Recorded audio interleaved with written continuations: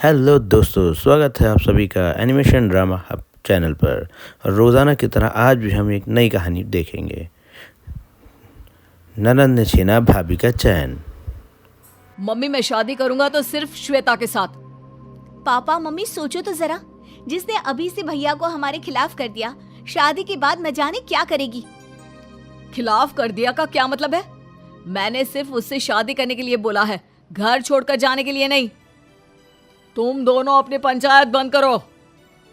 देखो आदित्य, हमें वैसे तो कोई दिक्कत नहीं है, पर तुम्हारी शादी रिया की शादी के बाद ही होगी। घर वालों के इस फैसले से आदित्य बहुत खुश हो जाता है और सारी बात जाके श्वेता को बताता है।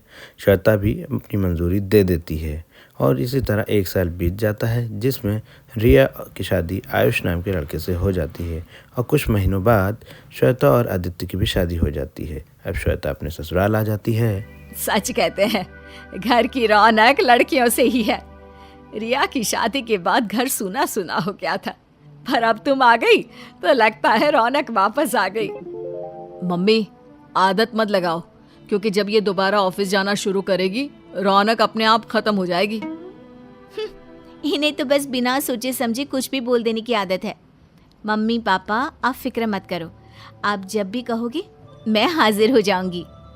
थोड़ा मेरे बुलाने पर भी आ जाना, या सारा प्यार मम्मी के लिए ही है, पापा के लिए कुछ भी नहीं।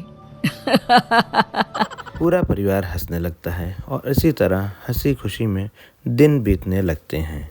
और धीरे धीरे श्वेता पर ससुराल वालों से और ससुराल वाले श्वेता से बहुत सी नई बातें समझ बूझ तरीके सीखने लगते हैं, जिससे कि परिवार में सभी को एक दूसरे के प्रति सोच और समझ की इज्जत बढ़ती रहती है। एक शाम सभी घर वाले बैठ के बात कर रहे होते हैं, तभी अचानक से घर की घंटी बजती है। आयुष और रिया को सभी सामने खड़ा देख हैरान हो जाते हैं। रिया, जमाई जी, आप दोनों रात के इस समय यहाँ कैसे? सब ठीक तो है ना? अरे इन्हें शांति से बैठने तो दो, आते ही सवालों की बारिश शुरू कर दी। वो घर में दोनों भाइयों के बीच लड़ाई हो गई। पापा जी ने भैया का साथ देकर आयुष को भला बुरा बोल दिया और ये गुस्से में घर छोड़कर निकल आए। कहाँ जाए कहाँ नहीं कुछ समझ में ही नहीं आ रहा था, इसलिए मैं इन्हें यहाँ ले आई। मैं अभी भी कह रहा हूँ होटल में चलते हैं, कुछ दिनों में घर का इंतजाम कर लूंगा। अरे होटल क्यों, ये आप लोगों का ही तो घर है और अपने ही घर में आने के लिए किसी टाइम या परमिशन की जरूरत नहीं होती। आप दोनों यहाँ सबके साथ रहोगे, जब तक चाहोगे तब तक। और जब सारा परिवार एक साथ बैठकर खुशी खुशी भोजन कर रहा होता है, उसी टाइम रिया अपनी भाभी की बातें सुनकर उसकी तरफ देखते हुए साजिश से सोचने लगती है। और अगले ही दिन से घर में अपनी भाभी को परेशान करने के लिए वो कभी उसके भोजन की, कभी उसके कपड़ों की, कभी उसकी ऑफिस की बातों से पूरे घर में उसके लिए परेशानियां खड़ी कर देती है। मम्मी, भाभी सुबह की गई रात को वापस आती है और सारा काम आपको अकेले करना पड़ता है। आप कुछ भी नहीं बोलते उसे, ये तो सही नहीं है। आपको उन पर कुछ तो सख्ती रखनी चाहिए। तेरी भाभी बहुत समझदार है, वह घर और ऑफिस अच्छे से संभालती है। हमें अपनी बहू से कोई शिकायत नहीं। और अगर तुझे मेरे अकेले काम करने से दिक्कत है तो तू भी तो घर में खाली बैठी रहती है, काम में माँ का हाथ बटा ही सकती है। हाँ, घर आई बेटी को ताने सुना सकती हो, पर बहू को एक शब्द नहीं बोलोगी। भाभी आप सबको अपनी उंगलियों पर नचा रही है, तभी तो ये जींस और शॉर्ट ड्रेस पहनकर बाहर जाती है और देर रात को वापस आती है, फिर भी कोई उन्हें कुछ नहीं बोलेगा। बेटा तो पहले डिसाइड कर ले कि तुझे उसके घर में काम नहीं करने, ऑफिस जाने या मॉडर्न कपड़े पहनने से आखिर दिक्कत किस चीज से है। अगर बात कपड़ों की है तो हमें तो उसमें कोई बुराई नहीं दिखती, क्योंकि इज्जत, शर्म और तमीज इंसान की आंखों और बातों में होती है। कपड़े तो बस खोखले समाज का लड़कियों को नीचा दिखाने का झूठा जरिया है। गंदगी देखने वाले की नजरों और सोच में होती है। लाख कोशिशों के बाद भी वो अपनी भाभी के खिलाफ अपने माँ बाप को नहीं भड़का पाती है। फिर वो दोबारा कोशिश करने के लिए आदित्य के पास उसके कमरे में चली जाती है और उसको उसके ऑफिस ट्रिप की बॉयज़ के साथ फ़ोटोज़ दिखाने के बाद उसको कहती है, भैया कल ही मैंने भाभी की ऑफिस ट्रिप वाली फोटो देखी। इतने सारे लड़कों के बीच वो अकेली थी। क्या उनके ऑफिस में और कोई लड़की नहीं है? अरे लड़कियां तो बहुत है, लेकिन इसकी टीम में तो सारे लड़के ही हैं। वैसे तुम्हारी भाभी उनकी बॉस है, और वो सब श्वेता से इतना डरते हैं कि इसे देखते ही उनकी सिट्टी पिट्टी गुल हो जाती है। बॉस है तो क्या हुआ, लड़कों से थोड़ी दूरी बनाकर रखनी चाहिए। शादी के बाद कोई ऐसे बातें बनाए अच्छा थोड़ी ना लगता है। अरे शादी हुई है, जिंदगी खत्म थोड़ी ना हो गई है जो वो लोगों से मिलना और बात करना या लड़कों के साथ काम करना बंद कर दे।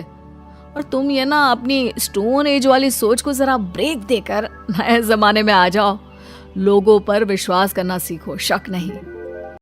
इससे पहले कि रिया कुछ बोलती, वहाँ श्वेता आ जाती है और श्वेता को देख के रिया छत पे चली जाती है, जहाँ पे आयुष अकेला बैठा होता है। तुम यहाँ अकेले क्यों बैठे हो? किसी ने कुछ बोला क्या? अभी तक तो नहीं, लेकिन अगर तुम्हारी हरकतें इसी तरह चलती रही तो कुछ बोलने में देर भी नहीं रहेगी। अरे क्यों हाथ धोकर भाभी के पीछे पड़ी हो? आखिर उन्होंने तुम्हारा क्या बिगाड़ा है? वो हम दोनों की इतनी फिक्र और इज्जत करती है और तुम उनकी लाइफ खराब करने की कोशिश करती रहती हो। अच्छा, तब तुम भी भाभी पुराण गाने लगे। सुनो, कोई प्यार व्यार नहीं है, सब नाटक है जिससे पूरा घर उनके इशारों पर नाचे और वो अपनी मन मर्जी का काम करती रहे।